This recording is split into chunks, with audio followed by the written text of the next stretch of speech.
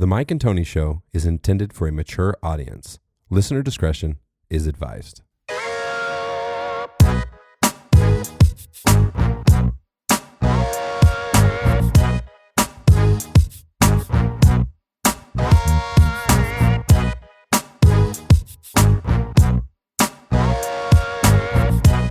What's up, y'all? This is Coach Gobbs from CrossFit MOB, and I love health and fitness. Also, keep in mind, when you meet me, I'm not the coach you want, I'm the coach you need. You're listening to The Mike and Tony Show, the best podcast ever.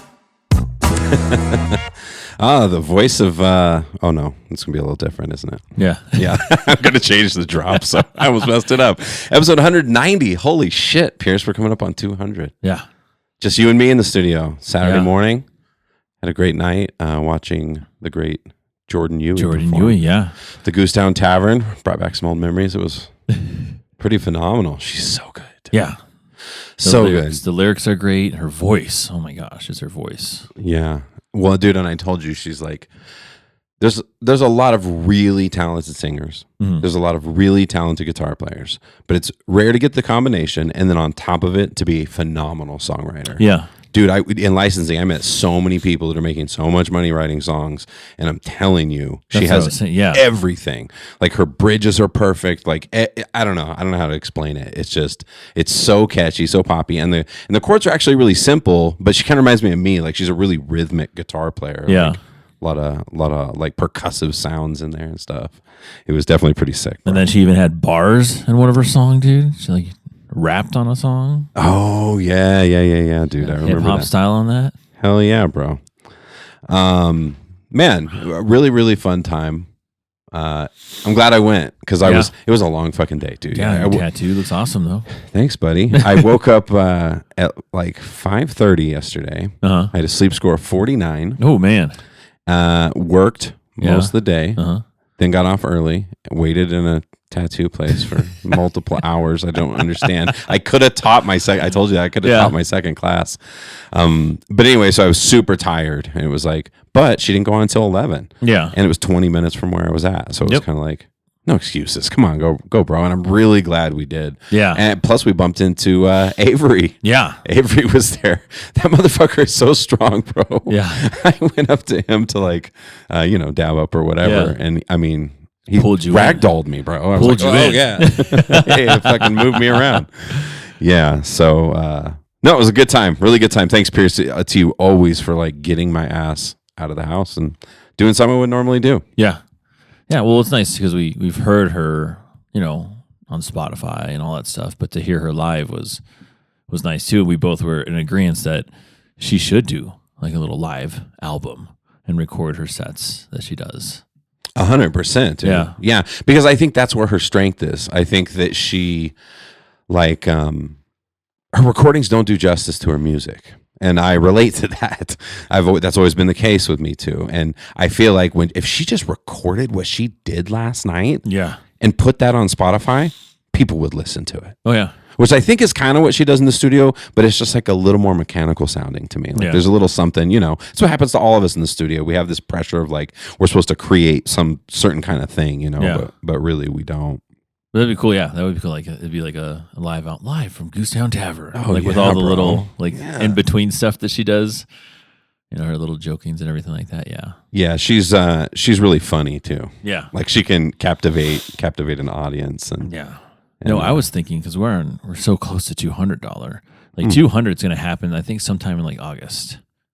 If I was calculating, is that right? Yeah. Okay. So, I was thinking like sometime in August, and that we should really think about doing a Mike and Tony Fest. Oh, bro, somewhere for like the 200th episode.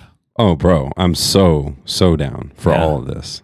This sounds amazing. Having people from the past come on too, right? We can reach out to Fresh. See if he I'm sure he'd always want to get on and play some music. Of course. Get you up on there, get Megan on there, get Jordan on there. Mm-hmm. Tyler, maybe. Tyler, yeah. If he's up feeling to it, yeah. Maybe some like reaching out to like Ryan Waller even. Oh my God, bro. Yeah, I haven't even going back. Yeah. Dude, I love this idea because we talked about this last time. I just feel like there's so much potential there, and it would just be really, really fun. We'll have to talk it through. If we're talking about August, that's actually pretty quick for securing a venue and getting a good. Yeah, it might be a little aggressive. No, I think it'd be all right. You think so? Yeah, I think we'd be all right. August. This reminds me of our original conversation about this podcast. For the listeners, I had like a 3-month plan on how we were going to eventually release the podcast. And yeah, I mean, for our 50th episode, we had the whole basement full. Oh yeah, member of people, and it was like a little live audience that it was a live audience. Yeah. We were just hanging out in front of everybody. So yeah, I think that'd be fun. Hell yeah, definitely would be, buddy. So how was your week this week? How you feeling? Another crazy week, but it was just going through the motions at work again. It's the whole FAFSA simplification thing, and just trying to get our system updated for that. And we did everything there. And on Wednesday, I stayed up till like midnight working. Holy shit, bro. Yeah. Trying to get all this back end stuff done, because on Thursday we were going to officially run all the 24-25 stuff through our system. So yeah, I, needless to say, my sleep score probably I didn't wear my watch that night. On Wednesday night was probably terrible. Garbage. I went to, I got done working at 12. I probably fell asleep at 1, and then I woke up at 5:30 to get up and get ready for the next day. Damn, bro. So, but yeah, and last couple of days I've been and today I was gonna go work out, but you got me in the raw right here, dollar. I just came straight here with my workout clothes on. Oh, these are your workout clothes right here? My workout clothes. Okay. Gym shorts on. Okay. I was getting up. I was like, I changed. I was like, I'm just gonna lay here for a little bit longer. Just gonna chill out for a little longer. That's funny. You almost got that from me. I almost didn't even have a shower or anything this morning. I was like debating, because this thing was such a pain in the butt the way it got wrapped. So I finally got my sleeve all finished, which I'm stoked about. But it, they put that really great, what's it called? Something derm. Saniderm, right? Most beautiful invention. It's like amazing, especially in a place like here where it's straightforward. Yeah. But as amazing of an artist as he is, he's like all of them. They're so stingy with that shit because it's crazy expensive. You were saying that, and so they always just to the edge of the tattoo, and then if one little part comes loose or doesn't stick right, it starts unraveling, and then you're gonna get stuff inside of it, which is infection and blah blah blah. So I remember when I had my chest one. Right, that one that goes over here, the tiger. Oh yeah. And when my tattoo guy Jules put it on, and I just remember because it does it'll heal, and they'll have some little pockets full of blood in there and stuff like that. Oh yeah, and right. Those little bubbles of blood. Bubbles of blood, and you're like, and he always would tell me, he's like, whatever your urge is, don't pop it. Just let it peel off, and it'll be fine. Just don't pop it. You're like, okay, all right. Yeah, that's funny. Getting tattoos to me is like something that I really enjoy it in a way. I mean, it's absolutely miserable. And for any of the listeners, if I'm a little distracted today, I apologize. I am our video editor for the first time right now. So some of these transitions are going to be a little slow. I think the more I do it, I'll get more used to it. But there's parts I was just so miserable yesterday, and it's weird because this was probably one of the easiest spots I've had. Compared up here and stuff was pretty brutal. Anything on the underside of the arm is more sensitive. Oh, yeah. But then going over the wrist bones and near the elbow and stuff, which I still have to go in. I have to go in for another session and just complete. It's all elbow. Yeah. So that's going to be fun. Yeah. That little tingling in your fingers. Well, yeah, that's like my collarbone, dude. That's like where mine are. The collarbone was rough. I have one there. I can't imagine. And then on top of the shoulders, surprisingly, it's pretty rough too. Because you would think that your shirts are on, right? And your shirts hang on it, and you're, it's used to having contact, but then you get a tattoo on your shoulder, over the shoulder right here, and then you put fucking t-shirts on, you're like, ooh, that's rubbing it a little bit. Yeah, just the slightest little touch. Yeah, I know. Absolutely. Yeah, man, it's that time of year, but I think I might take a break for a little bit. Yeah. I'm going to get some little ones. Jilly actually designed this really cute little tattoo that Mai wants to get, and then she was thinking maybe we can get it. I have to look at it again. I can't remember.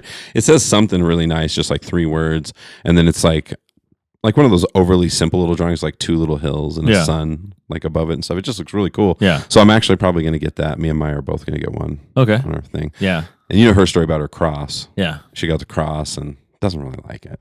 And they went to the worst place, dude. If you don't go to a good tattoo artist, Yeah. Do your research. Yeah, you should do your research, and I can't talk shit because my very first tattoo was through you. I found a really cool Groupon deal. Yeah. But you did your research. You knew what the guy did. Yeah. I was His style of forcing this guy tattoo. to do Yeah. some, thing that I wanted. I wanted a tree that was like shaped like a guitar, and he was like, he did his absolute best. But it's okay because we eventually, fixed it. Well, you were joking around that you're like, I got to chill out on this because I can't keep on doing I survived 2 years. Oh, it's 5 years of school. And now. Yeah, I know. 6 years. It's like a celebration forever. It's my 31st year. Time for another tattoo. Fucking, my whole face is covered at that point. Yeah. I am actually due for another one here soon. So, What you thinking? well, I'm a nerd. So I like that. I want to get the father son Kamehameha. That's the Dragon Ball Z. Oh, yeah. Either on the other thigh or like on my calf. Because I got to be evened out because I don't know if you know that I'm a symmetrical person. So I have an even amount of tattoos on, except for my legs now because I have one on my thigh. That's interesting. And I don't have one on the other thigh. I'm almost the opposite. Like, it would drive me crazy if everything was perfectly even. Yeah. Weird. Because I have tattoo over this shoulder. Sure. Tattoo over this shoulder. Sure. And I have the same amount of tattoos on this arm, the same amount of tattoos on this arm. Yeah. And then there's one on my back of my neck. That's, again, even. I always forget the one on the back of my neck, dude. I always forget about that one. Yeah, yeah. And so, like, people will be like, oh, you have a tattoo in the back of your neck. I'm like, oh, yeah. Yeah. Forgot about that one. And then, like, again, my thigh. And then so I need another one on my other thigh. Oh, because you only have one Yeah. on your thigh Yeah, right that's now. the one with Cali. Oh, okay. That's the Cali tattoo. Oh, dude. But I have actually thought about that too, because like that's one of my things I want to do is I want to have Kelly does drawings and everything like that. But I want like whenever she does a drawing for me, I want to get one that's like oh my god, I want that one on me. Yeah. Like one of those, or like Oh, even yeah. like a note or anything like that. But Sure. Callie actually made me a book. I want to say a month ago. Was it a month ago? A couple months ago. And it was just like, she just made it like a little random book. And it's like, I love you, daddy. And, and it's like all these different things in it. And you're like, oh. I know, right? I love Just stuff out of like nowhere, that. she just made a book and she goes, this is for you. I made this for you. And I was like, Yeah. oh my God. I don't think I've let go of the fact that those days are kind of over for me a little bit. Yeah. Yeah, literally, I was telling you, Jillian drew something that I think we're literally going to get tattooed on us. So that's the bonus part. Yeah. But like, look at these awards over here behind Yeah. me. I don't know if you can see, I don't know if you can actually see them on 2022, the, 2023. Yeah. yeah, I think you'd have to, let me put my camera on here. Bro, this is the worst. We need to get one of those little transition things. Yeah, there you can see them back over there. Yeah. They're so old. And these are the ones I replaced because the other ones were fucking crazy old. I remember Jillian was like in high school. I had like a 4th grade award or some shit up there. It's like so ridiculous. Yeah. Oh, mine will be in middle school next year, dude. Man, it goes so fast, doesn't it? Yeah. Like we did our little 5th grade thing and then we went to her like her middle school night for like just the parents, and we went there and like this is the curriculum, this is what we're gonna do. Yeah, a little blah, blah, blah, introduction and stuff like and so Yeah. it was like oh my god. Probably gonna get a locker. She didn't have a locker before. Yeah, and that's our most panicky part right now. That's always That's her panicky. I have to remember another number. I have to remember my number. What if I forget my number? yeah. That's what her thing was, and then she got that phased out. She wasn't worried about her number anymore. Now she's worried about if her locker's going to be aesthetic enough, is what she says. Because It's gonna everybody be decorates aesthetic. them. Yeah, it's going to be decorated and everything. And I was like remembering that because I was talking about that to Tira, and she was like, yeah. She's like, I decorated my locker. I had a mirror and I had shelves and like inside liners and everything like that. And she goes, what about you? I was like, no. I just threw my shit in there. Like it's like I didn't decorate my locker. I just put shit in there. It was like Yeah, all the 8th graders are cleaning out their lockers right now. Yeah. And the stuff that they have in there, bro, it's so crazy. And we go through it with them to make sure computers don't leave the building. You know what I mean? Like it's pretty wild. And the funny thing is that's a stressful thing for kids, the locker. Like they really stress about, first of all, the number that they have to remember. That's always hard. Yeah. But it's tricky for them, the way you actually do a combination. I've done a million in my life. I'm old as fuck. So I've done those my whole life. Spin a whole bunch to the right just to reset it. Yeah. Stop on the first number, go past it once going left, and then stop on it for the second number, and then back right. And as soon as you hit it, you stop. Yeah. That is a struggle for those kids. I have so many kids, dude, that it's the end of the year. It's the end of the year, and they still haven't figured it out. It's pretty funny. Well, do your lockers have like the thing on them already, or do they have like the actual like padlocks too? No, it's like embedded in the locker. That's what I'm saying. So it's in the locker, and so that's what I grew up with. Is ours had the embedded stuff. Sure, yeah. And so, but not Callie's school. Hers is padlocks. So, yeah. So it's a thing for them. They really do stress. Yeah. But she'll get the hang of it. She'll get used to it. The other thing in our building is it's old as fuck, bro. That building was built in 1926, and I mean, I guess the lockers have been replaced. They have to have at least been replaced once. They don't look like they were 1920 style lockers, but who knows? Classrooms really haven't changed that much. 1920s lockers are all made out of wood. That's more like the 1890s wooden lockers in the school. They would be like, "What are lockers?" They wouldn't fucking have lockers. Yeah, it's this is one of my favorite times of the year, Pierce. Getting down to the end of the school year, everything's winding down. We're in a tricky position. It's like, what do you do with testing? Because there's schools like my kids' school who they're stressed out until the last day of school because they take their finals like a day before school's over, right? But it makes sense because then they still have something they're working toward. Yeah. Then for us, we're done with CMAS. We're done with the third interim, and then we have this extra 3+ weeks. Yeah. Of like, what are we going to do? It's very hard to get student investment. Yeah. Because they're like, what are we doing this for? My grade's done. Like everything's done, guys. Yeah. Summer's here, Mr. Dollar. Yeah. But I just trick them. That's all I do. I come up with a million games that we play that are math. Yeah. Like, I don't always come up with them. I don't know if our vice principal came up with this one. Or maybe it's just part of the national curriculum thing that we use. You ever play Battleship? Yeah. So students, when they're learning the coordinates, the coordinate plane, X and Y, and negative and positive numbers and all that stuff, you can basically take that game and just make it a quadrant and just label them. Because I think it's numbers on the original. It's like, I'll fire at 35, or whatever. Yeah. Or maybe it's A35. Maybe there's columns and rows. I don't know. Okay. But it's set up perfectly for it. So really all you need is a grid piece of paper, and then I give them clipboards so they can hide each other's paper. And then so they play Battleship, but they've got to call out, that's practice for next year, so they'll be ready in the 8th grade. Yeah. To really make sure that they have their coordinate plane super down. So stuff like that, or color by numbers, solve the equation, you get an answer, and then you flip it over, and everywhere that answer is, you color it whatever color. It says green or something like that. If you find ways, because then they're having fun, they're enjoying it. It's much more chill than a regular lesson. Yeah. Because the truth is the kids that I teach, we can't afford it, bro. It's like everyone's like, well, why are you like this, Mr. Dollar? Why don't you chill? Our other teachers let us do whatever. It's like, bro, I have such limited time with you. And we have so much ground to make up. And like every chance I get, I'm tricking you into learning more math. Like, listen, your fragile, tiny little mushy mind needs to be pumped full of information. And if I don't do that, you're just going to be tiny, fragile, little mushy, no mind. Yeah, absolutely. It's so funny. Like, kids are hilarious. Like, when I used to work at the gym, energy drinks, right? They're for above 18 and older, right? Of course. So kids come in, they're like 15, 16 years old. And like, I remember they'd always come in and like come and buy like an energy drink, right? Like a Rain energy drink. And it's like 300 milligrams of caffeine. Right. And I'm like, can't sell it to you, bro. I'm like, why not?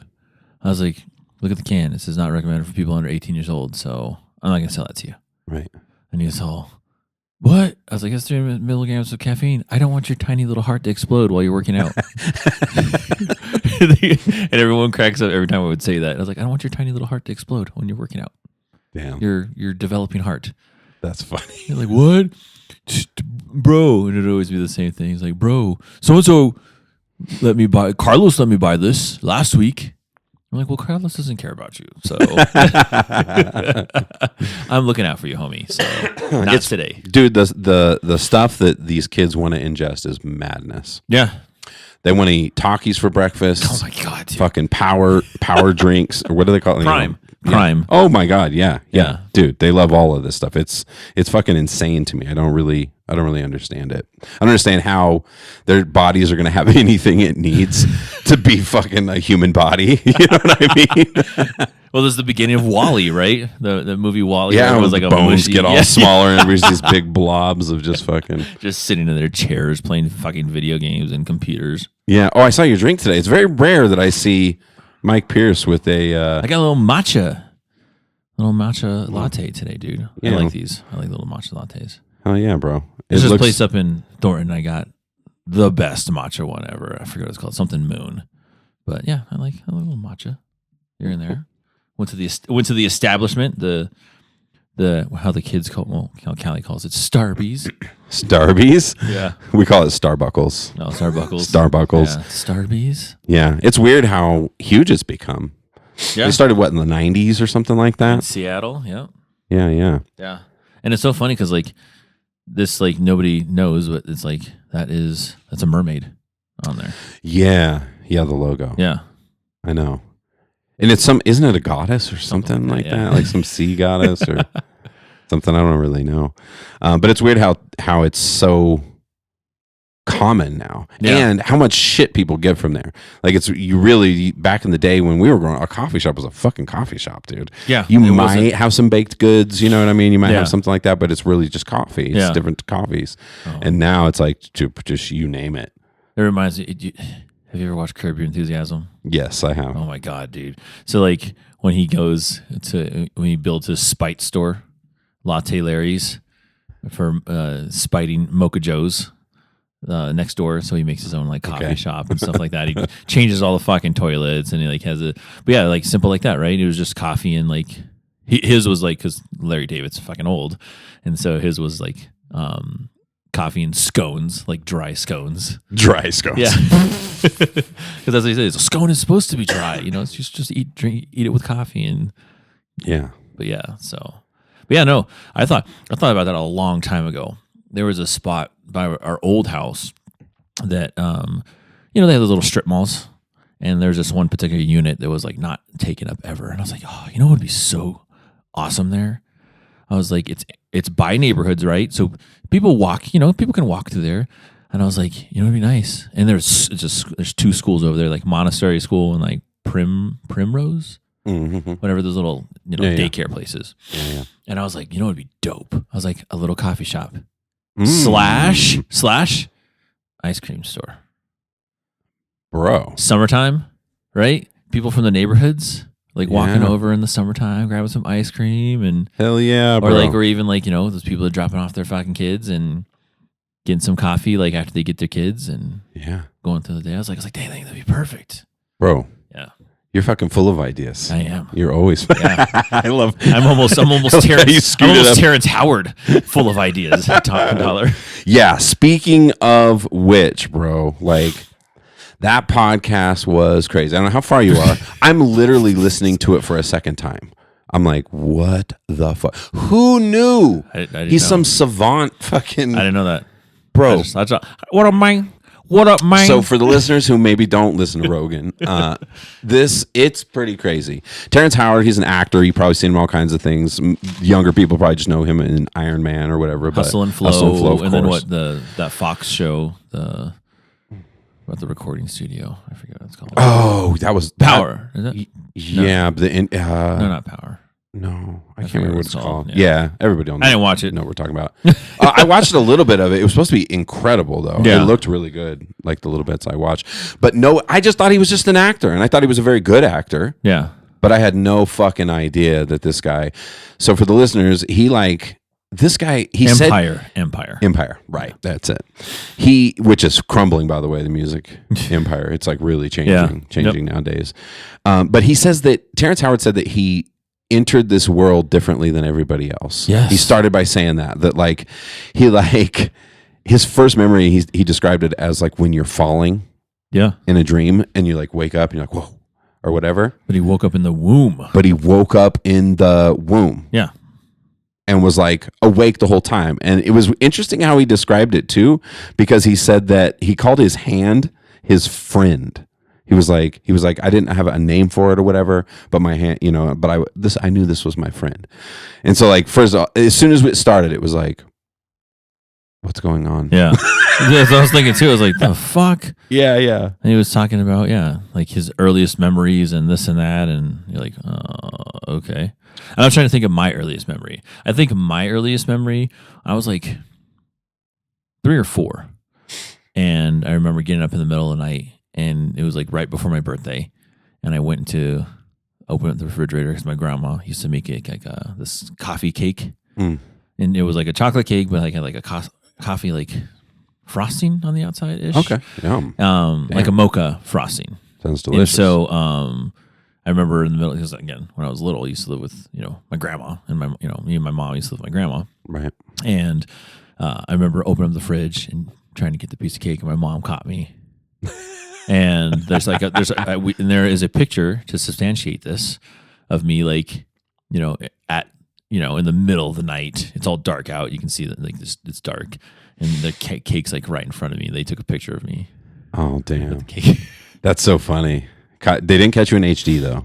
No. It was on just regular camera. Like it's a portrait, it's a picture. Yeah. So damn, that's funny. Yeah. I think it's probably similar age for me actually. Yeah. I have a lot of like missing parts of my childhood that I don't remember well, but I do have a memory from like when I was probably like 4, I would guess 3 or 4. Yeah. It was before I started school, and I think I've told on the podcast we used to live on a worm farm. Yeah. Have I ever talked about it? My dad? Yeah. Worked at a worm farm. It literally, for those who, it's a farm and it's just a bunch of worms, and they sell them. People use them as bait, and all kinds of people get them for growing stuff or whatever. But my memory was just standing barefoot in the dirt and waiting for my dad to come home from work, which was like, I don't know, quarter mile that way or whatever. And he'd come on a ATC, like the 3-wheel ones or whatever. Yep. And every day I'd wait for him, and I'd walk out as far as I could so I could jump on it and then jump on the back and then like ride with him back. And to this day, dude, I smell it. And every once in a while I smell it. It's like it's like an unusual exhaust smell, because you smell exhaust from cars and stuff, but every once in a while there's like that specific one that comes from ATCs or ATVs or whatever, 4-wheelers, where you're like, oh damn, that just takes me back. And there's some pictures of it too. So there's like, your the worm farm. I recently was like watching this, and it's called grunting. Is that did your dad do that, or did somebody probably do that? I don't know. So you fucking shove a stick in the ground, right? Okay. And then they have this another it's like a metal rod or something like that, and they get the stick and they go like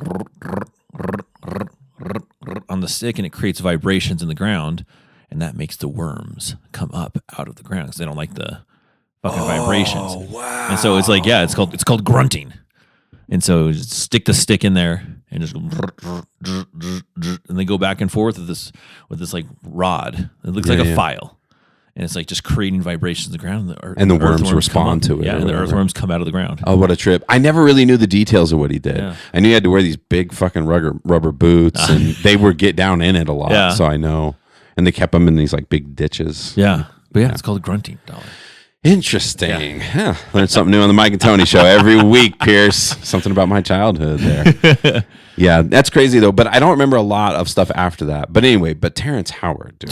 That's just where he fucking started that conversation. He went on to he was talking redoing the elemental tables. And it turns out somebody else had already done William Wallace. Yeah, is that the dude's name? That, or did I make that up? Okay, it is William Wallace.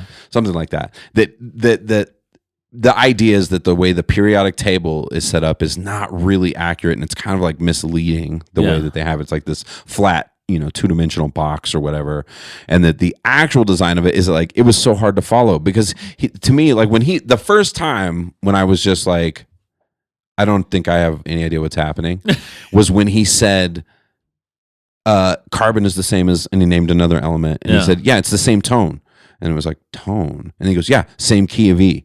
And you're like, what the fuck did you just say? Did you just say that carbon or some kind of what? Yeah. I was so lost. Yeah. But as it went on, it kind of like generally makes sense. Yeah. His whole idea is that we made a fundamental mistake thousands of years ago in our mathematics, where we assume everything's based on Euclidean ideas, like this straight line. Yeah. That things go. And his whole thing was like, show me one place in the whole universe where anything ever goes in a straight line. It doesn't go in a straight line. Everything is curved. Yeah. And so it's all based on curves. And he's got all these fucking patents, came up with those shapes. Dude.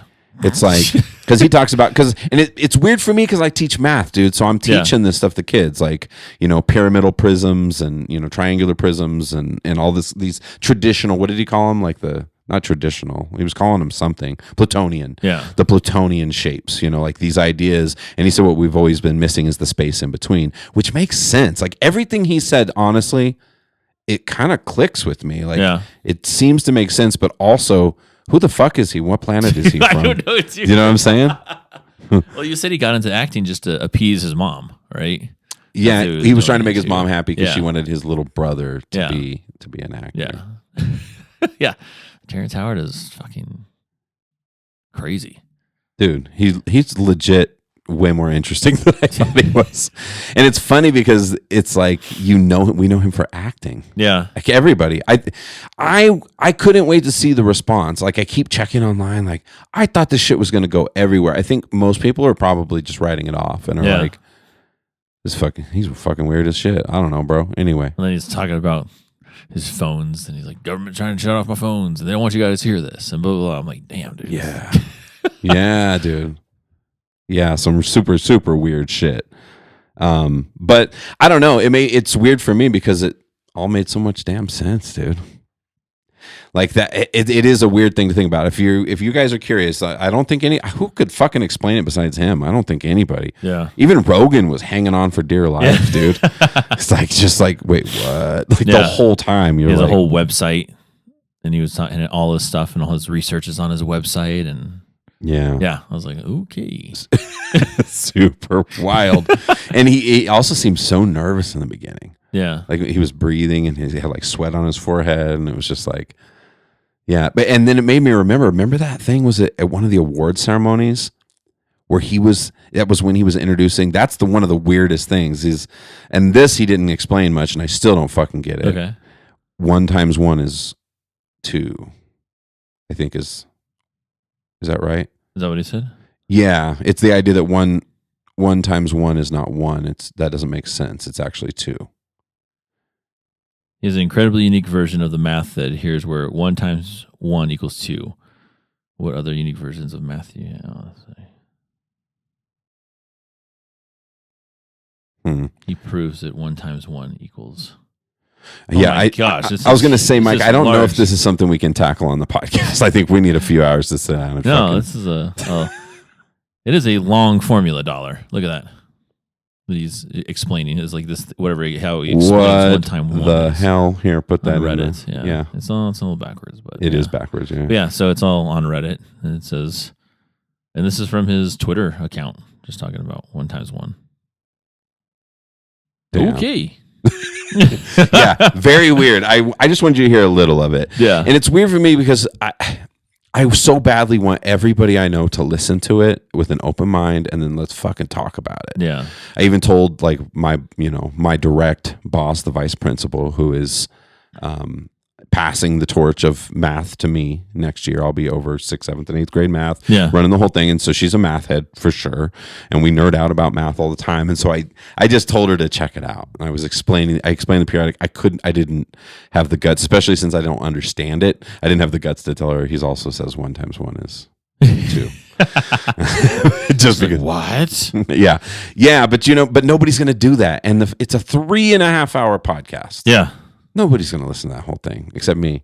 And I'm listening to it second time. Twice dollar. Because I want to understand better. And what I think what makes him the most credible besides his patents is the fact that William whoever dude had talked about this decades ago. Yeah. And it had very similar ideas. And then there's just and then he even had like the balls to be like, what is it? Einstein didn't have it completely correct. The theory of relativity. And you're like, whoa. This is Terrence Howard is saying that. Yeah, well, and that was an interesting part. That dude that did this first basically redesigned the periodic table in a way that it like unwinds. It's almost like a spiral, like a winding spiral circle kind of thing, as opposed to a flat surface or whatever. But that was one of the things was that when that guy published that stuff, he sent a copy to all the scientists at the time, including Albert Einstein. And Einstein was close to death and read it. And then he said Einstein said that was one of the regrets of his life was he didn't read more of that guy's stuff. And he was kind of rejected in general because he didn't have math in it. It wasn't like specific calculations. Yeah. It was like, just based on let's observe the universe, see how it works. And it all kind of makes sense. And at the essence of it, it's all based around this sort of like he was saying that the universe can't just be expanding forever. Yeah. It's going to expand and contract and expand, just like we breathe in and out. And it's like, how everything is everywhere in the universe. Wild shit. And one of the craziest claims was that in that dream, he said there was like a higher power with him. The room filled up with this weird liquid, he said, in the dream. And then he was with this higher power, and he was like, what do you want? And he was like, I just want to understand how everything works. Yeah. And then he started like pulling these weird shapes out and handing it to him, and like gave him the vault. And it was like this palace yeah. that he It's could like always go back to Yeah. in later dreams. He would go dream later and go back to the palace. He would have a typical dream where he was, naked in school or something. But he would run out and then go find the palace and get more of the information. And it's like all this stuff's it seems like all this shit is coming from somewhere. Yeah. And it sucks being like fucking 45 right now while all this shit is happening. But it just turns out that I think that we don't understand a damn thing about the universe. Yeah. I think there's just, it's so beyond our capabilities. We're so stuck in our little brains, and the universe is so vast and the possibilities are so immense. But that was the craziest part. And then he said the voice of that entity that was giving him all the information. Future he him. said, it's what my voice sounds like now. Yep. But I'm like, that doesn't even compute for me. I'm like, how would I know? Like if I heard some voice when I was a kid, now it's different for us, Mike, because we podcast. Yeah. So we hear our external voice all the time in podcast form, right? We're hearing them right now in our headphones. Most people don't have that experience. And anybody who records their voice for the first time has this weird experience where you're like, that doesn't sound like my voice because it sounds different in your head. So it's weird to me that as a little kid, he was like, no, that was my voice. And like somehow he knew that was his adult voice now. Yeah. But he's also an actor and probably does tons of podcasts too. So I don't know, man. You know what? The thing was that one of the things that stood out to me as the most crazy was the connection to the sound.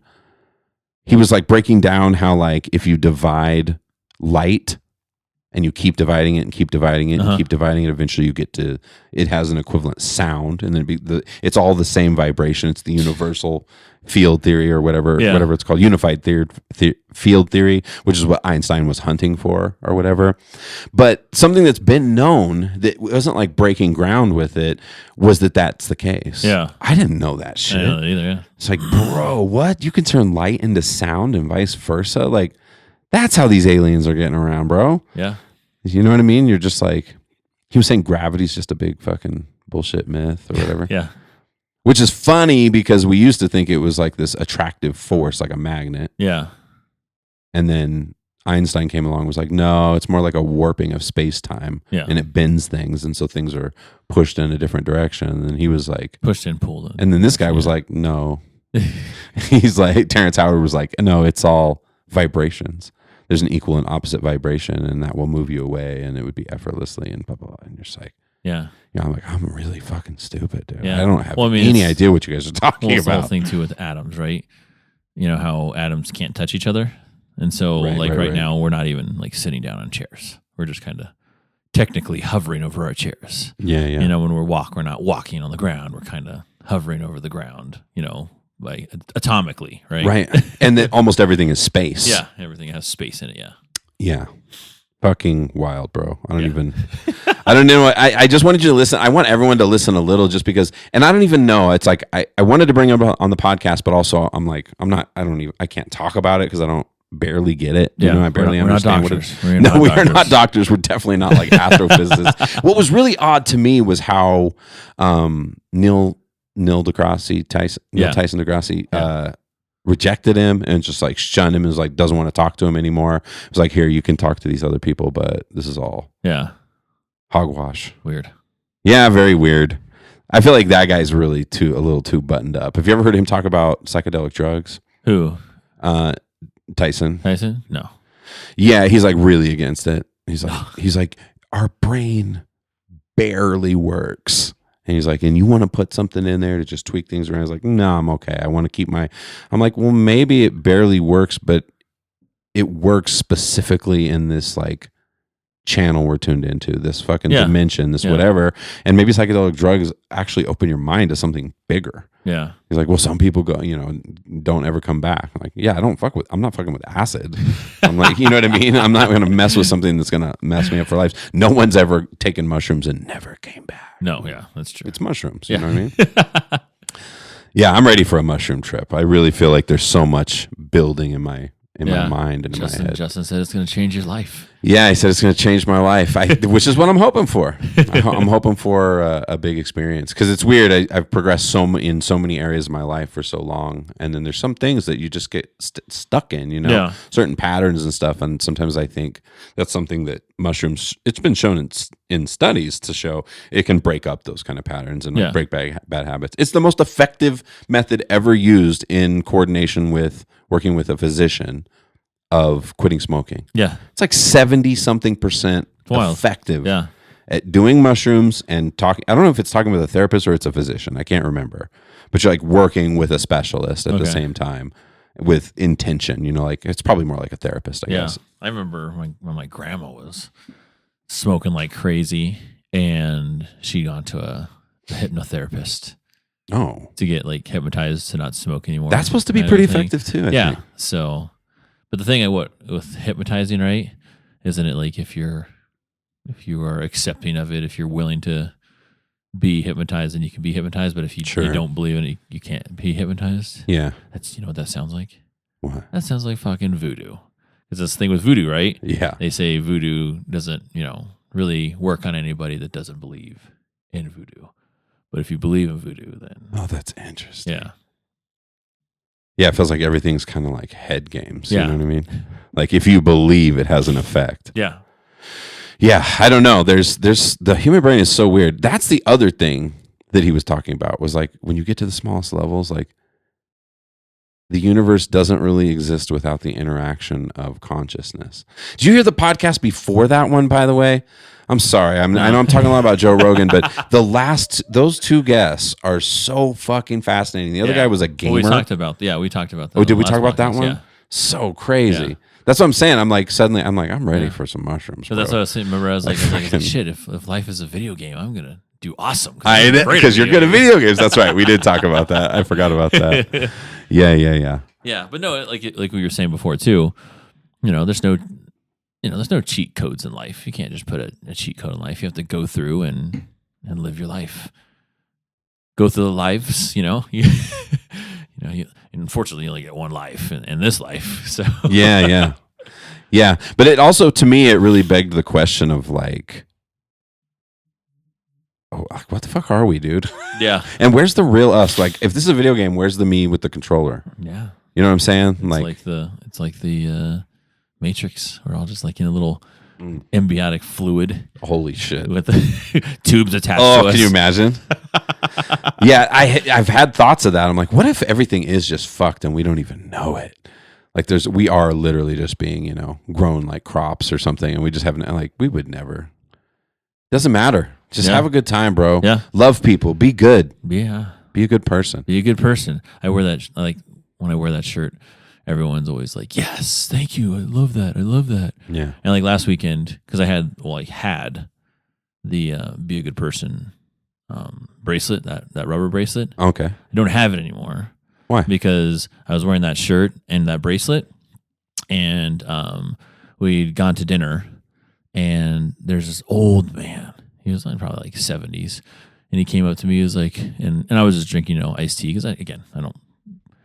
Whenever, I'm out and about, I don't drink beers or anything like that. And I was drinking an iced tea, and he was like, I came over to say I really liked your shirt.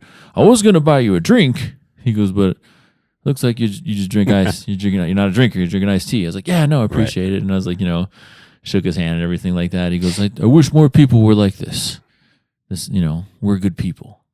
Yeah. And I was like, it's just being good is just, for the sake of being good. Don't be good for anybody else. Just be good. Just be good for yourself. Absolutely. And so when I was leaving, I saw him on the patio, and he was like, hey. I was like, hey. And I shook his hand. I was like, and I took off my bracelet and I gave it to him. I was like, that's for you, man. I was like, you can have that. And he was like, really? I was like, yeah, I love that, Pierce. that's you, man. It's all you. I fucking So love that. yeah. So now I gotta go find me another Be a Good Person Yeah. rubber bracelet.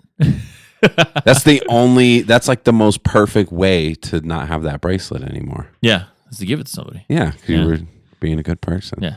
You gave it to somebody. Damn, that's fucking so cool, dude. No, it's just, as we were like, when we talked about Justin about things and, living your life and, not living your life for anybody else. Just living your life to be a good person, just, you know, for yourself, not for anybody else. Don't you think if it is a video game, like it's just so much more inspiring? Yeah. You know what I mean? Like, and then you should have no fear, because I think that's what people who have those near-death experiences always say, is that they just wasted so much time worrying about shit that didn't matter. Yep. They like really were afraid to just fucking make a leap, take a risk, try to do something. You know what I mean? Just be you and just have fun and shine, bro. Yeah. And I think as you get older, though, you kind of figure those things out about not having fear, and kind of like, not necessarily like regrets, I would say, but like rethoughts. I don't call them regrets. I just call them rethoughts. Rethoughts. You know, just rethinking what you could have done or anything like that. But yeah, like for me, like as I'm getting older, I'm like, damn, dude, like maybe I should just do things that I want to do. Yeah. You know, and just like, you know, yeah. The repercussions, like what are the repercussions? Like, okay, but what are also the good things that come out of that? Like if you take that jump and see, that's the part about it. You have to like be thoughtful and have values. Yeah. Because if everybody just did what they wanted, there's a lot of fucked up people. You know what I mean? It's just gonna be the purge up in this bitch. Yeah. Just people just doing whatever, you know. Yeah. But yeah, no, there's so much. I just feel like the world is so much better when you're just a good person. And I think in every way. And I think where I'm struggling more as I'm getting older is like really being able to be dialed in on the physical shit. Yeah. Like getting the good sleep, like not getting a 49, you know what I mean? And then just going hard all day. And it was weird because I had like 2 days of a bunch of 50s, you know, and 60s. And then I had 2 days where I hit 87 one day and then 85 the next day. It was phenomenal. Yeah. And then 49 was the next day. So you're like, it just all balances out. So I feel like that's the part I really want to dial in. But I think as you get older, doesn't it seem to you, or maybe you've just always been this way, Pierce, I wouldn't be surprised, that as you get older, it's just easier for me to be patient and like nicer to people. And you've seen so much shit. You're just like, when people come along and they're just being an asshole. When I was young, I'd, you know, flare up a little bit and kind of just like, what the fuck? Who do you think you are, bro? You'd be stepping at me. reactive to them. Yeah. Yeah. Now it's more just kind of like, ooh, I see a bad day happening for that dude. Like, you know, like I don't know what's going on, but I don't want no part of it. I'm having a great fucking day. Temperature's nice. Yeah. I got a job. I got a good life. My kids are all doing great. So yeah. As you get older, I think that gets easier. Yeah. Were you always like that? I can't imagine ever a time for Mike Pierce, though, where you were like not like that. Impatient with somebody. I'm sure you get impatient sometimes. I think it's probably, that's anybody, I imagine, especially for like stupidity. Where it's, you know what I mean? Not because somebody's not intelligent, but because somebody is like willfully stupid or just like selfish or like doing something that's like hurting someone else, and they just don't care. They don't seem to have that moral compass or whatever. Yeah. How to be a good person with Mike and Tony. Be a good person for yourself. Yeah, because it makes you so much happier. You know what I mean?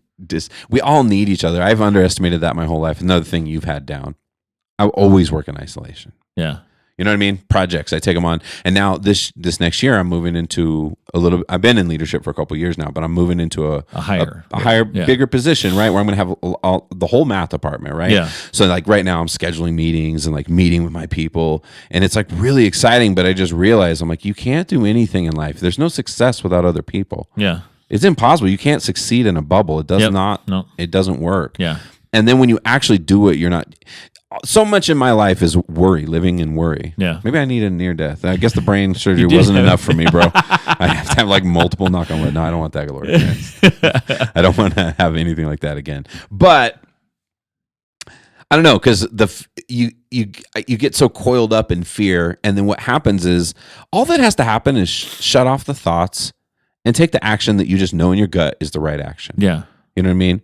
To me, last night was one of those examples, because my wife was asking me last night. She's like, I don't know why the hell you went to a show after all those hours of tattooing. And I was like, I don't know. It was the right thing to do. We wanted to go. We talked about going, and it's our friend, and I'm really glad I went. It was fucking awesome. Yeah. So showing support for people. But I mean, those things for me have always been a struggle. You seem to always have that compass. Like you're just like, yep, this is the right thing. Oh, got to show up. Got to do this. Yeah. Whereas a lot of times I'll flake out of fear or like nervousness or those kind of things. And as I get older, that stuff's getting better. Yeah.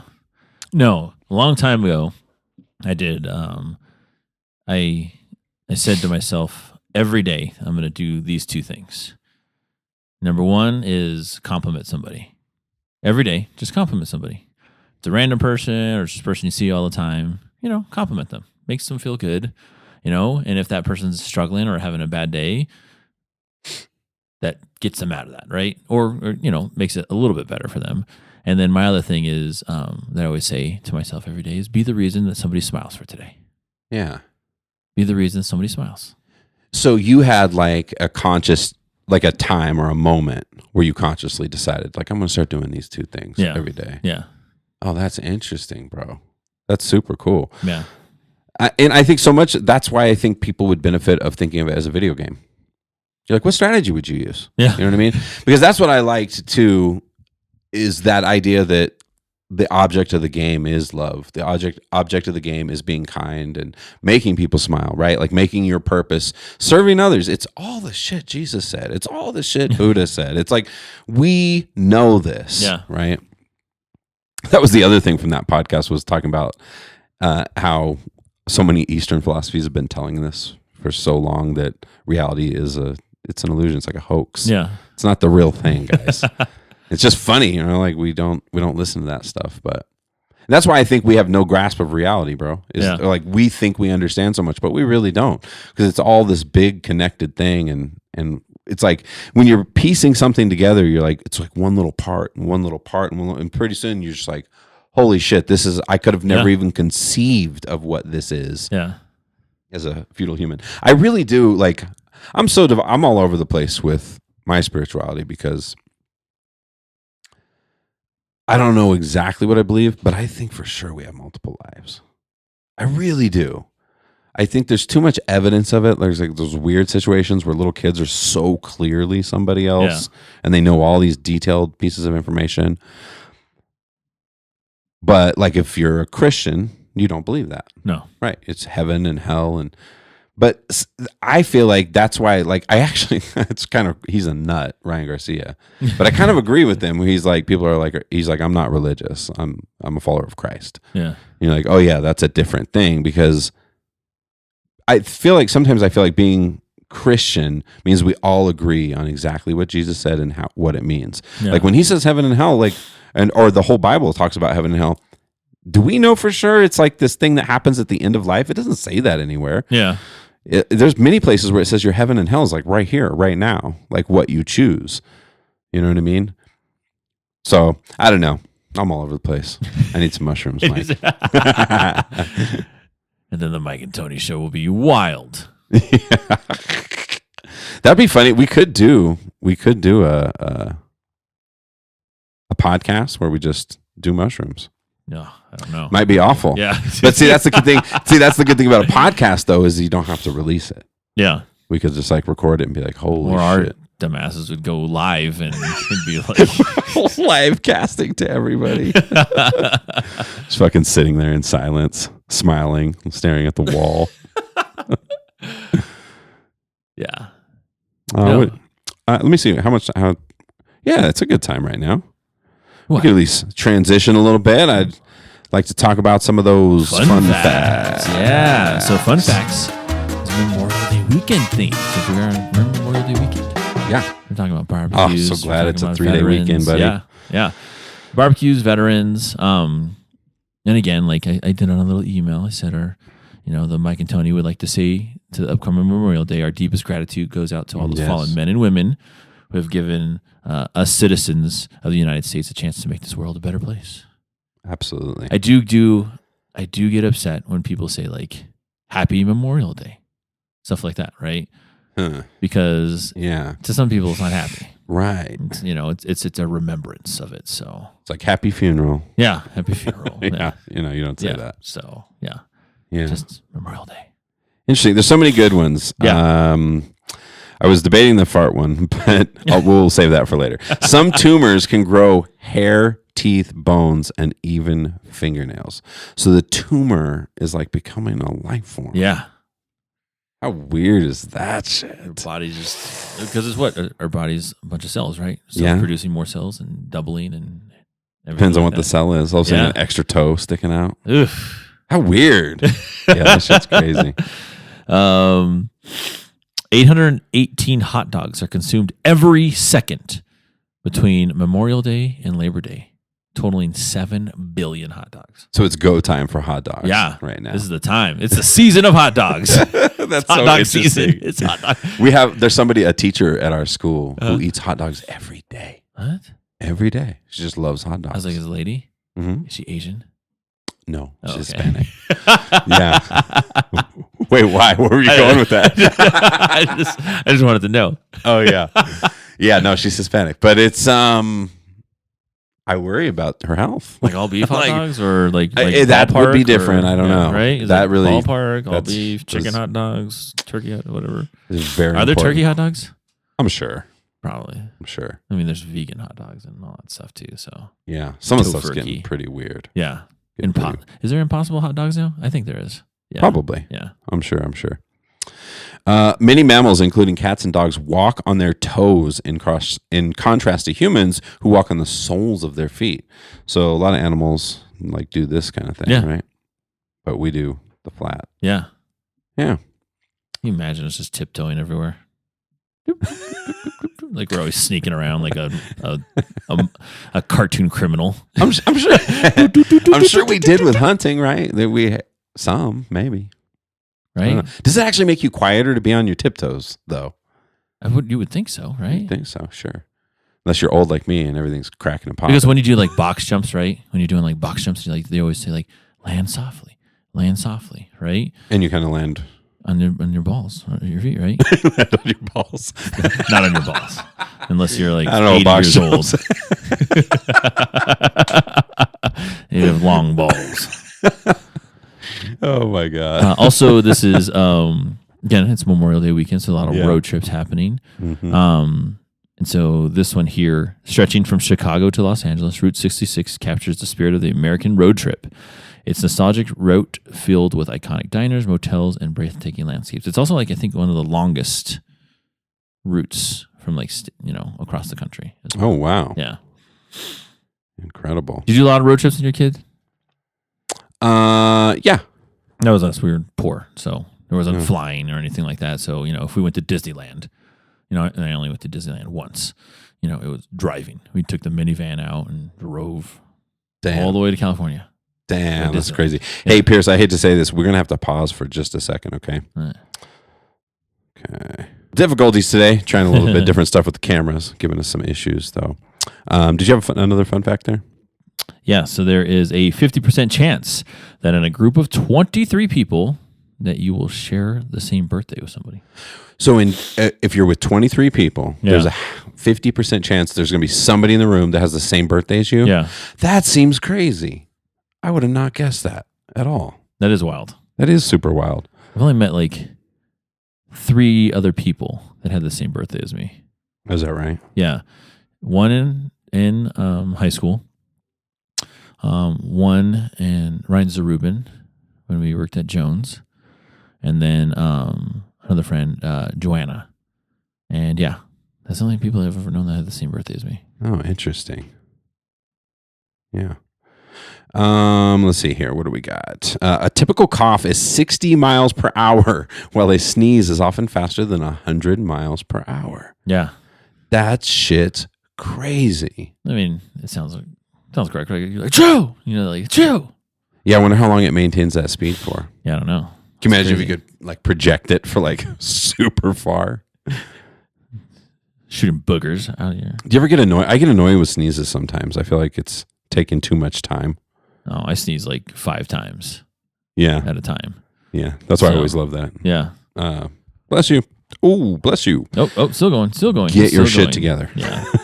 Pull it together, buddy. A barbecue can reach a temperature of 500 degrees. So, A barbecue? yeah. Like when you're barbecuing outside, it can get up to 500 degrees. So, that's hot as fuck. Indeed. Super.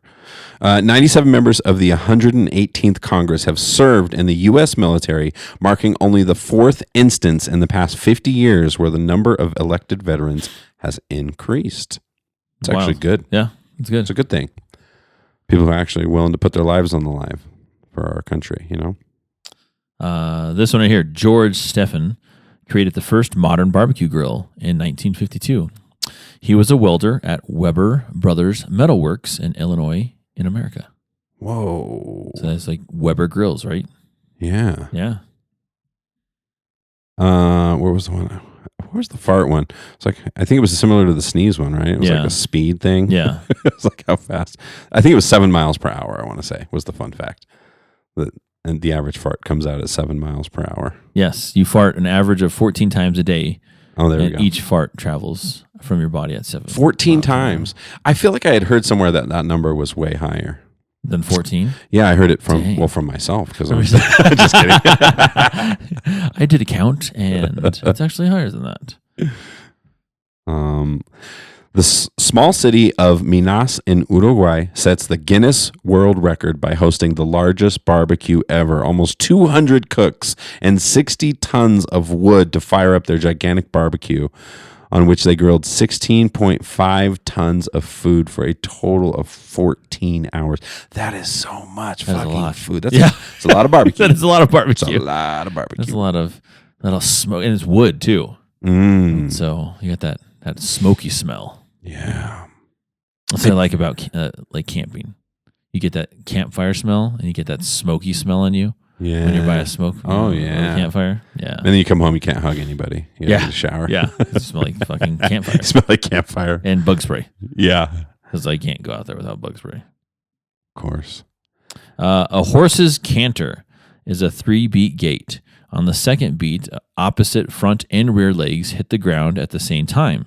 After the third beat is a rest or a suspension when all 3 legs are off the ground. Whoa. Right? What? Is that weird? That is weird. And then the third one, like all 3 legs are in the air. There's like an exact, very odd pattern to it. Yeah. Whoa. New York was the first state to recognize Memorial Day in 1873. And then there's that other one that's 95% of businesses are closed on Memorial Day. Yeah, offices. The offices are closed. Yeah, it's like a real... Yeah. It's like we all come together on that one, Yeah. I guess. The funny thing is if you ask the average person what it's about, I don't even think they know. That's why people say Happy Memorial Day. Yeah. I don't know. They're like, happy day off from work. That's pretty much, that's what people are thinking, you know? This one right here, sea lions have rhythm. They're the only animal that is able to clap to a beat. Sea lions. Oh, that makes sense. I could see that. Yeah. Very interesting. It got me thinking about Terrence Howard again now with all the hertz, you know what I mean? Yeah. Like the numbers of vibrations and rhythm. And because it makes you wonder too. I always wondered why some music sounds good and some music just doesn't. You can't just put any old notes together and any old rhythms together. Yeah. Sounds like shit. It does, yeah. Yeah. It's like very specific things you got to put together. This I did not know about. 3 p.m. is the national moment of remembrance as designated by Congress in 2000 on Memorial Day. Oh, that's interesting. Yeah, I didn't know it was at 3 o'clock. Yeah, who knew? Well, I feel like I did know this before. I don't know if it was a fun fact, but I heard this somewhere before. While you sleep, you can't smell anything, even really, really bad or potent smells. So if your partner is shitting in their sleep or farting, you're not going to smell it if they're really gassy. It's actually it's a survival technique that's survived evolution. It's a survival technique that males have developed or females, right, have developed over time, so they don't have to wake up in the middle of the night smelling shit. Yeah, God, I don't miss the days when my kids were really young because I heard Kelsey was talking about like recently Kaylee was sick. And so she was just talking about in the middle of the night she woke up and Kaylee didn't want to wake her up. Yeah. Because she's a sweetheart. So she was in the bathroom and she was throwing up in the bathroom. And then when Kelsey woke up, she like looked down at the bed and there was like vomit next to her, like all dried up. Like she had thrown up and then she had thrown up in like other multiple places. Oh, God. Dude, I don't miss those days. I don't miss those. you remember the story about the one time me and Mai looked at each other like, fuck. I'm not doing that. Projectile neon orange vomit, just fucking brown orange shooting off the. I don't miss it. No. Now my kids are old. My son's 18 now. Yeah. As a man. He's a man. Yeah, you projectile vomit. That's your business. Yeah, don't mess up my house. Yeah, clean it up, bro. Clean it up, bro. Let's see here. 3.5 million people are expected to travel by plane over Memorial Day weekend. How many was that? 3.5 million. Damn. It's a 5% increase to last year. Huh. Yeah. That's wild. Slowly all the COVID stuff is wearing off. Yeah. 20% of all the oxygen you breathe is used by your brain. Yeah. That's a big percentage for such a small portion of your body, right?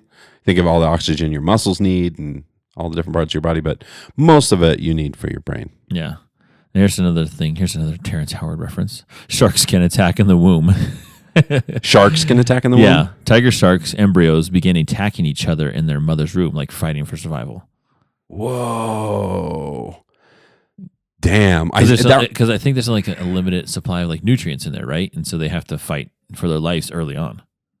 Yeah. Well, I saw something super interesting where it was like baby birds like try to push the eggs out of the nest and fucking if they're not hatched, them. Yeah, so that they can survive. Yeah. So there really is something to like sibling rivalry, I feel like. Throughout the animal kingdom. Yeah, you know what I mean? Like there's something deep down that you're kind of like, I'll be the survivor. Yeah. Was there ever sibling rivalry between you and Mandy? Yeah, bro. Like growing up? Oh, we fought like fucking crazy, me and Mandy. Oh, yeah. It depends on who you ask. If you ask me, I've got the platform, so I'll give you my version. She has different versions of everything. We both do, kind of. Not literally like what happened, but like how we interpret it. But my sister was a fucking hardcore thug, bro. Like she didn't play. Everybody knew it. She didn't like following rules. She didn't like school. Yeah. She just kind of always did whatever the fuck she wanted. And I was always like the straight edge, A-type personality. Just fucking get done what I do. Just try to stay out of everybody's way and make sure everything goes smooth. And we definitely would fight. And I remember she would slug the shit out of me and take advantage. I'm her older brother. You know what I mean? There's no reason she can't do that. Yeah. But then one thing I finally admitted to after all these years was for a long time I couldn't say it. But like what I would do when she would start hitting me is I'd wrap her up and just hold her. And then I would just push my chin down like this. And she talks about it. She's like, you did that to me and nobody could see you were hurting me. Like, well, after you hit me 14 times. Yeah. Like, I had to put you in check. Yeah, no, we fought like crazy, bro. Because this is not as adults, though. 3 years difference, right? Mm-hmm. Same as me and you, pretty much. Yeah. Yeah, no, we get along great as adults, but no, fucking as children, for sure. Well, she always had it out for me because I was, she didn't realize how miserable I was being the perfect kid. Yeah. You know what I mean? Like I was just stressed, dude. I was just so anxious. Meanwhile, she's like, oh, Tony's so perfect. And she's like, fuck perfect. I don't know. She was always been like that. Yeah. People are like that. They come out of the box with their own personalities. Just fuck the system. Fuck the system, bro. Kangaroos can't walk backwards. Yeah, that kind of makes sense. They can lean back on that tail, though, and kick the shit out of you. Yeah. A kangaroo will fuck you up, bro. Dude. Yeah. And they're strong. Especially those ripped-ass ones with the gigantic muscles and whatever. Yeah, they don't care. No, they don't care, bro. Let's see. I don't even know. Like, over 100 million households worldwide will watch the National Memorial Day Parade broadcast on TV.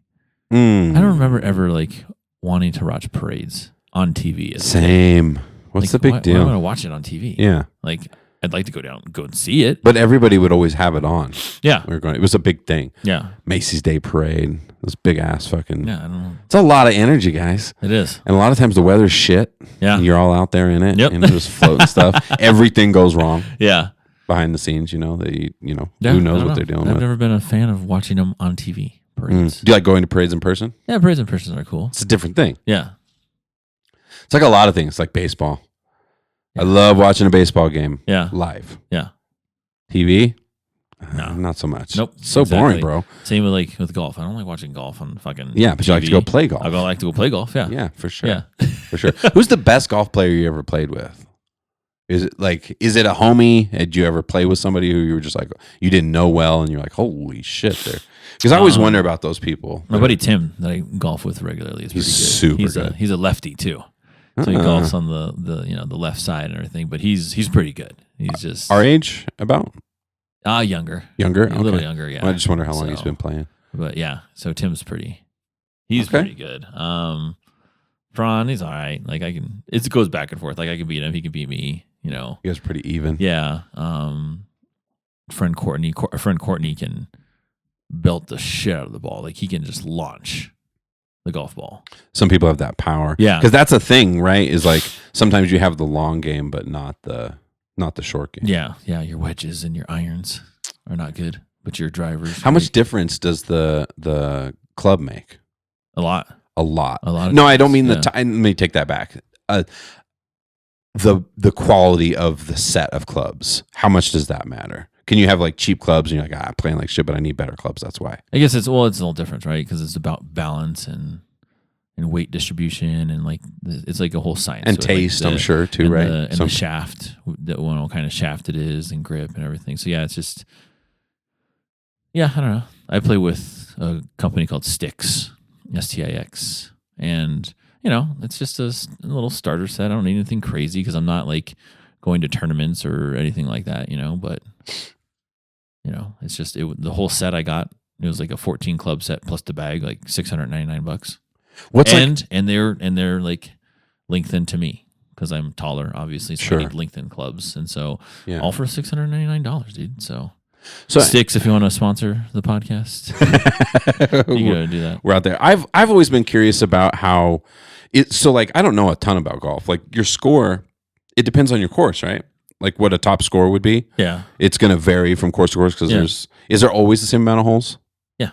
It's always holes. 18 Yep. every single course. There's no such thing as anything different Yeah. because I know they take that shortcut a lot in Well, there's disc some golf. 9-hole. You can play 9. There's some courses that specifically have a par 3 9, and that's it.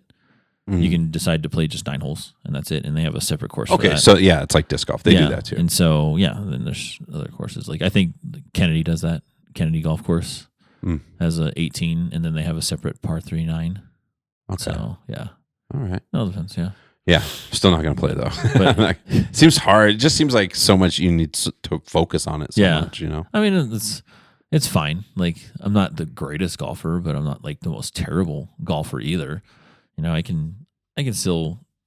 Yeah, I'm usually like in the 90s, but I can get to the 80s, low 80s too, depending on the course. And the lower the score is better. Yeah. Okay. Is that your number of strokes? Yeah. Literally. Yeah. Is like that number at the Yeah. end. Okay. Gotcha. How's Bruce Leroy at the All Golf? Oh, dude, so we went to Top Golf for my birthday, and he was like, I haven't swung a club in over a year and a half, bro. And then he got up there and he swung the club and it was like, swung. Motherfucker. Perfect. It was like, God damn it, dude. And that's how I joked around with him too. I was like, it's because you're black. He's that naturally gifted athlete because you're black. Yeah. He's a specimen, dude. I feel like his the only thing he got shortchanged on the height, and everything else was made up for, and then some. You know what I'm saying? Like he's fucking got it all. Because Bruce Leroy's going to be a doctor. He's a lawyer. He's a real estate agent. He plays the fucking violin. He's great at sports. Really good at the violin too. Yeah, he was great at sports, and he's athletic, and he's a handsome man. Like, come on. I know. I know. When he was talking about, remember, he was sprinkling the one extra on Tom Brady. Yeah. He's the one that mentioned that. The idea that when God was making people or whatever. And Bruce Leroy got a little bit, and the hair. Bruce Leroy went bald fast. Yeah. Well, in his 20s, he said. Ever since I learned this, though, I think about it a lot. Like I wouldn't trip too much if I went bald because you actually lose your hair because of excessive amounts of testosterone. Oh, okay. It's high testosterone. That's what eventually leads to. So if you see somebody who's bald, means they've got good levels of testosterone. At least they did when they lost their hair. Sometimes they lose the hair and never comes back. Testosterone goes down, hair's still gone. Yeah. It doesn't work like that. It doesn't grow back as your testosterone goes down. Yeah, dude. I don't want to be. I never want to be like I'm PC, and I know that I'm getting older, and we talk about all this stuff all the time, but it's really getting nuts to me with like the whole gender fluidity idea. This idea that people are just whatever. Like there's this one, it was yesterday, right before I got my tattoo. I'm in this little area and I went into an old school smoke shop just because I had a few extra minutes or whatever. So I like walk into the place and I walk in and like every employee in there were taller than me. Yeah. Deeper voices than me. Probably stronger than me. And decked out in makeup and dresses. Yeah. All of them. It was just interesting, but I just don't understand. I'm like, I so badly want to ask questions. Like, I want to ask, like, I want to understand better. Like, what's going on with you? Like, because you get in trouble if you assume anything. Yeah. So I'm just curious, like, do you identify as female or male. But then if you ask that, you're an asshole. Like, oh, how could you do it? Can't you see? Or maybe it's the opposite. Yeah. Well, it's because I saw, because you have makeup and a dress, I assumed. Yeah. Or you have to worry about the they. Yeah. That's the other thing too. It's both. I know. What does that mean? That's the part I don't get. It's just the pronouns that you prefer, right? Yeah. You're just like, I like it when people refer to me as they. They I prefer that. I feel like that's like multiple personalities. Yeah, it doesn't make sense unless, because there's multiple reasons why you could have they. It could be because you're like identify as both male and female or whatever, and everything in between or something in between. Or it could just be that you don't want to identify as anything. And so you use that generic they. It really popped into my mind how pronouns have changed so much because I have to write this. We're giving the end of year awards to teachers. Okay. And so I have to write a speech for one of the teachers, and I'm like writing it out, but you don't want to reveal anything about the person until you get to the very end. Yeah. Like you say things and you hint at like all the things they're doing. So I found myself using they and their and them, the whole thing instead of her, because I didn't want them to even know that it's a female teacher, right? Yeah. And so I get to the very end, and then I'm like, this educator, she has, and then you're like specific, and then you say their name, you know, and you give the award or whatever. But I was thinking about how I was like, man, when I was a kid, that's all there was to this. Yeah. Was this. But I'm like thinking so much about they as I'm writing it, and them and he and she, and the whole thing's weird to me because it's like we've always gone on what we see, right? Yeah. Which is not always accurate, right? No. The old expression, you can't judge a book by the cover because you just really don't know. Yeah. So you have to be open-minded, and you got to, take those things into consideration. But this whole thing to me is driven on like what's going on in your individual head, and that everybody's supposed to like be aware of that and like go with that. Yeah. Because if I'm sitting here right now with my beard and everything just like this, and I feel like I'm female, nobody's going to be able to visibly see that unless I take steps toward that or I do something with that. Yep. But it seems weird that everybody has to call me this thing because that's what I feel inside myself. It always used to be, we just have this common reality that we all share. And it is what it is. Yeah. I digress before I get myself fucking kicked off the podcast and fired from teaching. It's the Mike and Mike show. It's the Mike show. Tony had to go. So he's... we had multiple requests to let Tony go, so... Don't do it, Pierce. I still come over here though. I still come over here and do the podcast, but you just I'm all can't sitting talk. next door. Can I crack the door and watch? No, you're now the producer. And then I just use your facility here. That's the oh my God. The production here is absolute fire. Yeah. Yeah. Oh, I guess we have a bunch more found facts too. What do we? Jack Kerouac's novel On the Road, published in 1957, is often credited with popularizing the idea of a road trip. The book inspired a generation to hit the road and experience the freedom of the open highway. Yeah. Oh yeah, I have a song called Open Road. Yeah. Yeah, I love that idea. I think I am going to try to take Callie to like Idaho or Omaha or something on a road trip. Damn, okay. Okay. Because remember I told you that? Yeah, we were talking about that. Was that last episode? Yeah. She said, I just feel like basic. We just like, she goes, no, exotic. We go to these exotic places. Like, I want to see what Idaho is or Omaha. Yeah. Like, all right, you're going to be sorely disappointed, bro. And then you're going to be asking, like, can we go back to Mexico? Can we? Yeah. Well, what if she loves it? Oh, yeah. She's like, this is the fucking shit, bro. I love this place. Why don't we go to Idaho all the time, Dad? Idaho's always been like a mystery spot in my mind. It's like, there's some of those states. Yeah. Most states you say something and like, you say the state and something comes to mind. And then you're like, whoa, I forgot about Idaho. Yeah. And then you think of Idaho and you're like, man, what is in Idaho? Yeah. And then I realize it's all just Joe, because I grew up with Joella. So it's like, I didn't grow up with her, but I went to college with her. And she's like my only real connection to Idaho. Yeah. Patty lives in Idaho. Mike Patty. Is he from Idaho? They're California. He lives in there now? Yeah. He lives in Idaho right now? Yeah. Oh, I didn't know that. Yeah. I thought he was, I guess I thought he was in San Diego still. No, he's in Idaho. Yeah. But then you like think of other places, like then you think of like another state gets mentioned, when you're like watching college basketball, and it's like Iowa. You're like, oh yeah, Iowa's a state. You're like, yeah. I forgot about Iowa. Yeah, there's another state. Oh yeah. So many different states. It's funny how we carve all these boundaries out and these borders and have all these little isolated places. It's different. It's like if you're walking along outside, you don't see the border. Like there's no change. It's just arbitrary lines that are all drawn by humans to say this is mine, and this.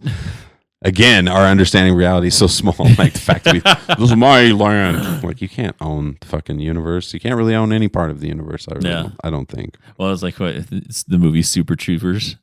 Like, do you own the air above it? Do you own the beach? If you have a beach house, is that beach yours? Do you own that part of the beach? Yeah. You know, how far does it go out? Right. Do you own the air above that? Yeah. Well, then there's also like what. Like there's mineral rights. There's also a thing called mineral rights, right? So you own the land, but do you own the land underneath your house either? No. Oh, true. See, that's what I mean. Because that's another thing too. Because I remember like out north, right, when they're doing like drilling and like for fracking and oil and all that stuff. Like there's ways where they can go like dig over here, but then they can go like right over to your house. So they don't have to necessarily dig at your place, but they can. It's almost frack like for oil. Sky. It's almost like airspace or whatever. They can frack for fucking oil because you don't have the rights to the minerals. One day that's why, like that fucking story. Your bathroom just collapses into the ground. Oh god! They dug a tunnel under there. You just get sucked up by a sinkhole. Yeah, I feel like we really have to get to the point of understanding that we can't just keep taking all the resources out of the world. We got to get smarter, because that's the one thing that seemed really fascinating. About Terrence Howard's conversation is I feel like there's a lot of things that could have way better solutions. Oh yeah. It's like our only, and that was sort of his belief too, was that, we really have to get this stuff in place or we're going to all die. Yeah. We're all going to be doomed. For sure. Talking about Memorial Day weekend, you doing any barbecuing, Dollar? Hell yeah. Yeah. We're going to do a little barbecuing today. Yeah. Maybe Monday too. Okay. Yeah, we might do a little. That one will probably be just hanging out. By the way, I don't know what you're doing today. You're welcome to come over. We're having a little bit of a shindig. We got yard work going on at the same time outside. But yeah, we're gonna. Bro, you guys need to finish this before my people get here. Yeah. So you're welcome to join us. But yeah, I'm gonna do a little barbecue. And how about you? Yeah, a little barbecue. The pools open up, right? You generally on Memorial Day. Mm-hmm. So we were thinking about going to the pool. Oh yeah, Memorial a little Day. Swimming in. Yeah, a little hanging out. Yeah, I won't be swimming here. The weather is getting nicer as well. Oh, like next week we're gonna be in the 80s, dude. like consistently. Yeah. So, yeah.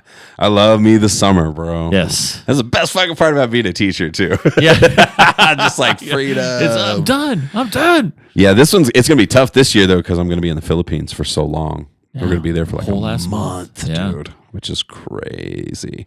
I'm really excited though. Yeah, because my wife got to see where I grew up, but I haven't seen like where she grew up. You know what I mean? Yeah. I think that's important. Don't you think that's an important thing? Do you like seeing what's Kersey? Kersey, yeah. Kersey. Which is funny because I know one person from Idaho and I know two people from Kersey. Yeah. Like how the fuck is that possible? I don't even understand. Yeah. And then and every time we mention Montbello, people are like, ooh, that's ghetto. That's ghetto. I know. GVR, Green Valley Ranch, Montbello. It's changed so much out here. Just urban sprawl so out of control, dude. Everywhere. I remember when my parents first moved here, they were down on fucking like Parker and Quincy-ish, right down there. They were on the edge of nothing. Yeah. You know what I mean? Yeah. And now it's like, as far as the eye can see, dude, all this stuff up here that used to just be prairie, just packed with houses, and then some of it's getting zoned. And I'm excited about a few things that are coming to my neighborhood, though. What's that? We're going to get an In-N-Out. Ooh. By here.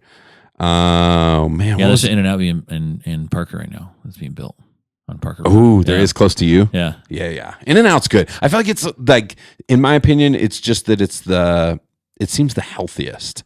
Like, especially if you go like protein style with a burger and so like the meat quality, it's just fresh potatoes, nothing but potatoes and salt if you want it. Five Guys is pretty good. I like Five Guys.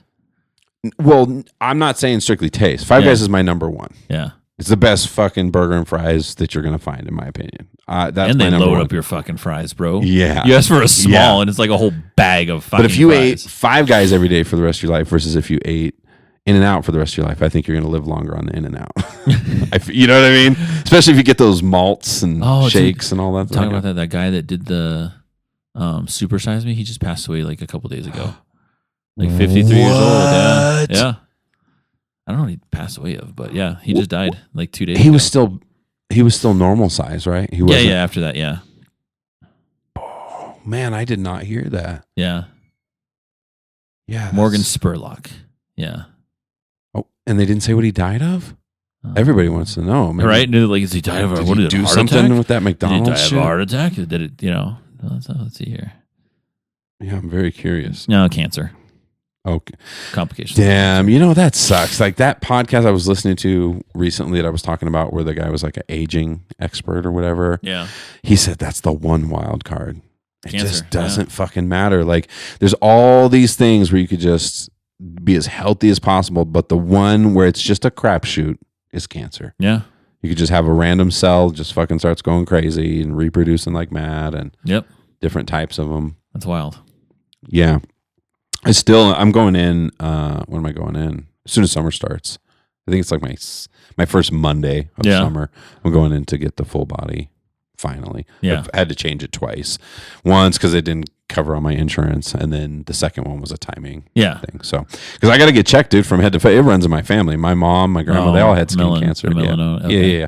Both of them, melanoma and whatever it's called, squamosal cell carcinoma. Something, wow. Whatever it's called. Yeah, they're two of them milder. Yeah, you know what I mean. Knock on wood. But yeah, no, I got some weird shit. As I get older, I get weird shit on me. I've also had this spot. The doctors always told me, I don't know what side is it on. It's an aging spot. It's on your left side. It's on my left side. Yeah. Here, yeah, right here. Yeah, there it is, right there. Yeah, and it's like it feels like it's getting bigger, and that's the one I was worried about because it looks so weird. And they're like, nah.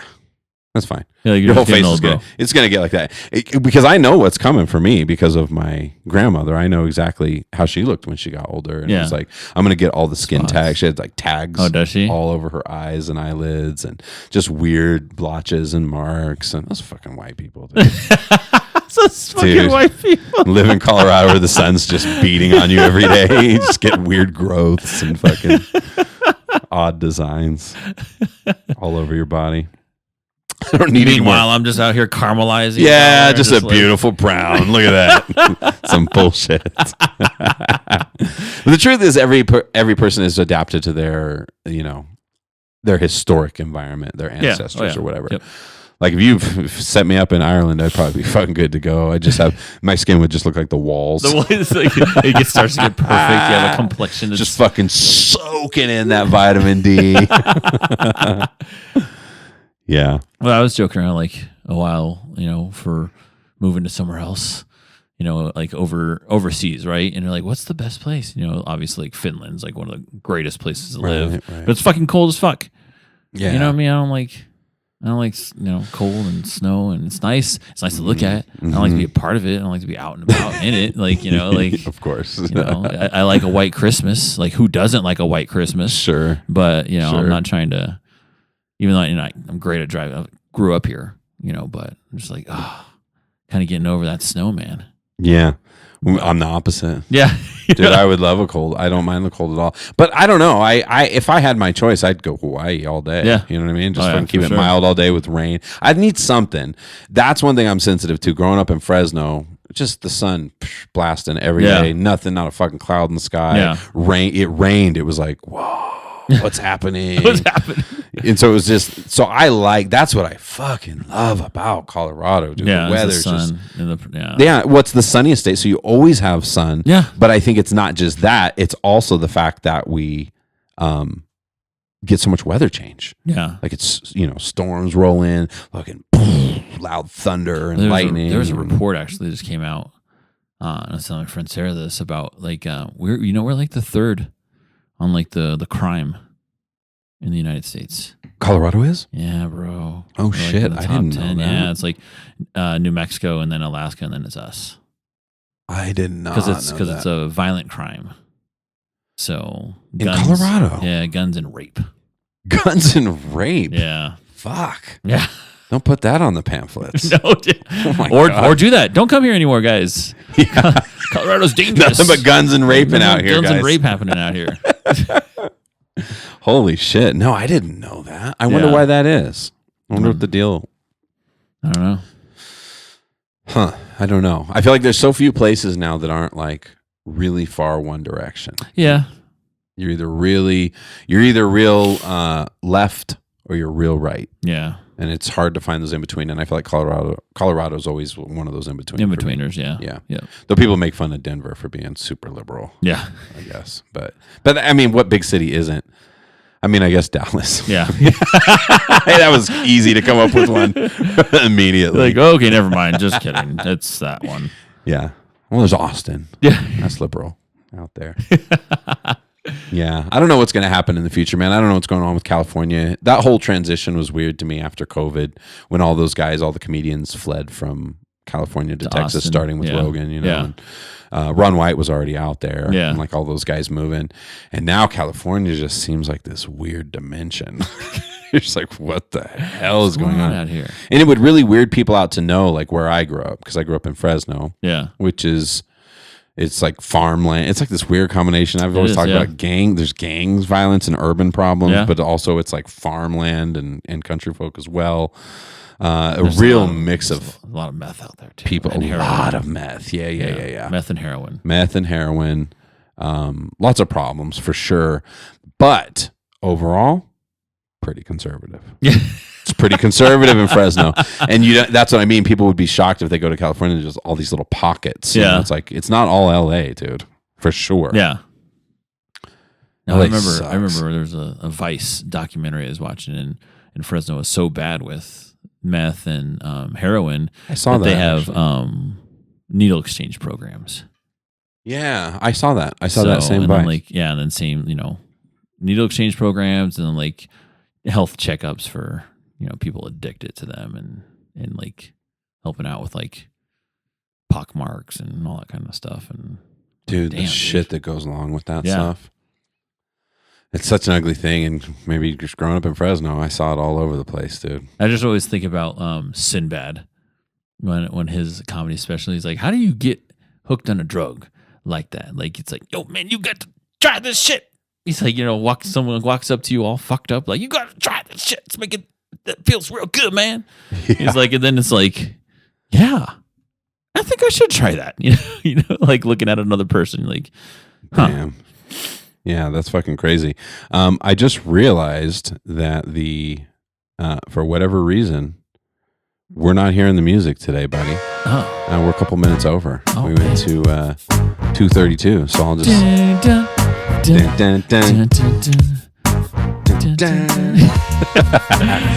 Anyways, episode 190 in the bag, my friend. A little bit odd with the technology today, but we got through it. So, yes. It's always a pleasure. I'm glad that we do this every fucking week. Yes. Went and saw Jordan Huey last night. We're building a little community of musicians. Going to have a show coming up soon. We're with Mike and Tony Fest. We're going to do it, bro. dollar. Yeah. And with that, it is a wrap. Cheers.